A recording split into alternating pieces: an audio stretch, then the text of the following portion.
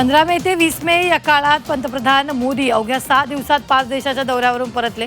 मोदींच्या दौऱ्यामुळे देशाची ऊर्जा सुरक्षा, चिप उत्पादन, हरित ऊर्जा आणि व्यावसायिक सामर्थ्य थेट वाढले। संयुक्त अरब अमिरातीपासून ते इटलीपर्यंत प्रत्येक भेटीतून अनेक करार झालेत। याचा थेट परिणाम रोजगारावर आणि सुरक्षेवर होणार आहे। पश्चिम बंगालमधील कोलकाता शहरात होणारी घुसखोरी रोखण्यासाठी बंगाल सरकारने एक मोठा निर्णय घेतलाय। मुख्यमंत्री सुवेंदू अधिकारी यांनी भारत बांगलादेश सीमेवर कुंपण घालण्यासाठी बीएसएफला 43 एकर जमीन हस्तांतरित करण्याची घोषणा केली। हे क्षेत्र अंदाजे 27 किलोमीटरचं आहे।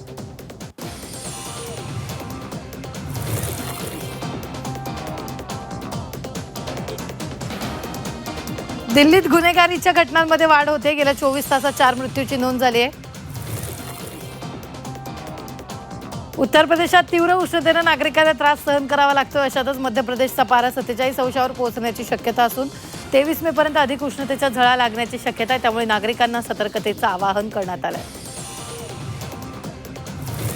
नागपुरात उष्माघातामुळे दोघांचा मृत्यू झाल्याचा संशय। शवविच्छेदन अहवालातून मृत्यूचं नेमकं कारण स्पष्ट होणार आहे। गणेशपेठ मध्यवर्ती बस स्थानकासमोर एका 45 ते 50 वयोगटातील अनोळखी महिला बेशुद्ध अवस्थेत आढळली। दुसऱ्या घटनेत वाठोडा पोलीस ठाण्याच्या हद्दीत 40 वर्षीय व्यक्तीचा मृत्यू झाला। सोनं चांदीची दरवाढ सुरू। सोनं 1000 तर चांदी 2000 महागली। जीएसटीसह सोनं प्रतितोळा 1,62,000 चांदीचे दर थेट 2,78,000 पोहोचले।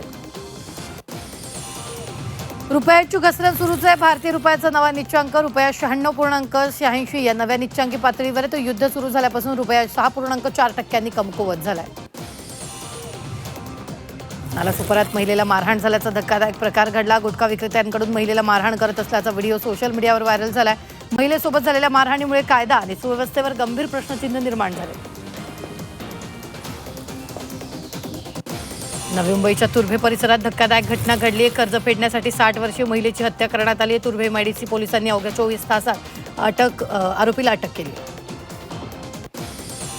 नवी मुंबईच्या गुन्हे शाखेने वाशीत मोठी कारवाई केली। वाशीतील जुहू गावमध्ये पोलिसांनी 3 नायजेरियन नागरिकांना अटक केली आहे। या कारवाईत पोलिसांनी नायजेरियन नागरिकांकडून 1,26,25,000 किमतीचं 252 ग्रॅम कोकेन जप्त केलं आहे।